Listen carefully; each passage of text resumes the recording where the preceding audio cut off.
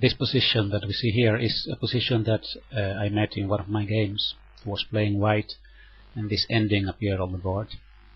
We had just exchanged queens, and my idea was that this ending must be won for me. So I'll show you what happens, because I find it interesting. Lately I found out that my endings are not that good. I played a tournament and I noticed that that is one of my the things that I have to work on, and that's why I started making these videos about endings, because for myself it's a way to learn more. So what we see here, okay, is white has a pawn more, is a pawn ahead. I have 6 pawns and my opponent has only 5, and we have both a knight.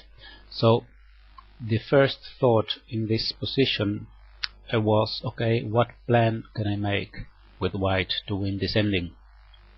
I had heard a friend say knight's endings are actually the same thing as pawn endings. The side that has the better pawn structure is better. So the same rule you can apply to knight's endings as to pawn endings. So with that thought, I thought, okay, this must be a winning position because I have a pawn more. Now, if we see, this is the weakest point of the black part.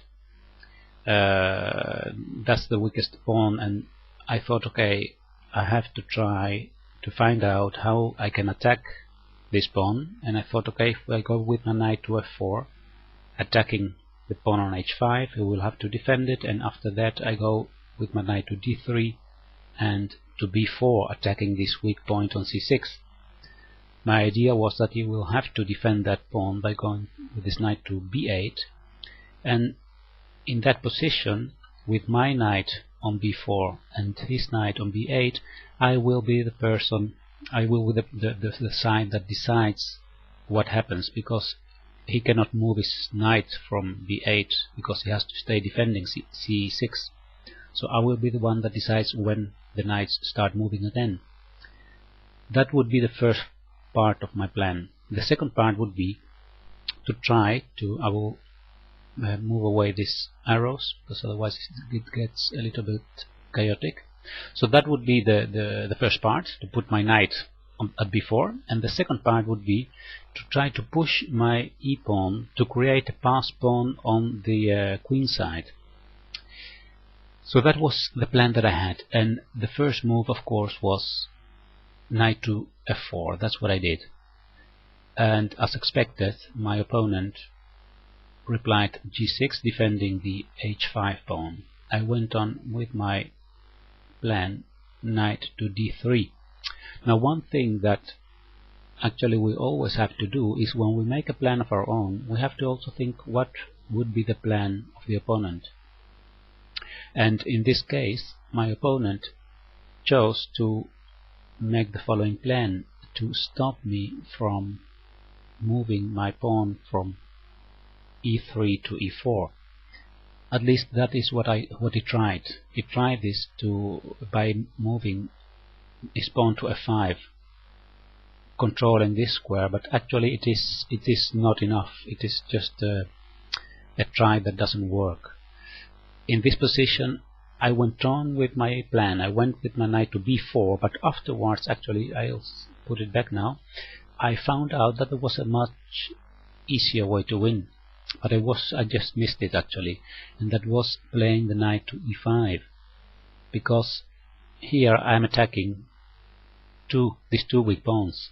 That's actually a question that I didn't ask myself when he moved f5 in this position after f5, is that if you ask yourself here again the question, what are the weakest points of black, then you see that now he has two weaknesses instead of one. And I think I missed this move knight e5 because I didn't ask myself that question. Well, let's see what happens after knight e5. Why is it such a good move? Of course, black cannot defend both pawns at the same time. So after exchanging the knights, we have a pawn ending that is totally won for white. I'll show you in a fast way how it's how to win this. Black attacks the pawn on e5, then you simply defend it with f4, and black cannot do anything than wait. And the plan of white is to walk with this king all the way towards here to attack that pawn and push the black king away, and it could look like this. You see, we get this position, and then black has to move his king away because it's been pushed away by the white king, and then the pawn falls and promotes later. So this pawn ending is of course 1. I'll go back to the position where I left after f5, this one. So here I missed the easiest way to win, knight e5, but my own plan was still working. It's still a good plan. He went with his knight to b8 to defend the c6 pawn, and here I pushed my pawn to e4. Now this looks at first sight insufficient because that pawn is only defended 1 time and attacked 2 times, but it's no problem because my king can go to e3. After exchanging here, the king goes to e3 and that pawn on e4 will fall. Here my opponent played g5. I took on e4 and he played his king to e6, and I can imagine that maybe he had a slight hope here because it looks like this is totally blocked and my king cannot come closer. But I can do actually 2 things here to well, no, let me put it this way. In this position there is a small tactical way to win, which is very nice. I took with my knight the pawn on c6, and after he took back, I have a fork here, and he must give his knight back. So we get this position, and here what happens is something that is called the fox and the chickens.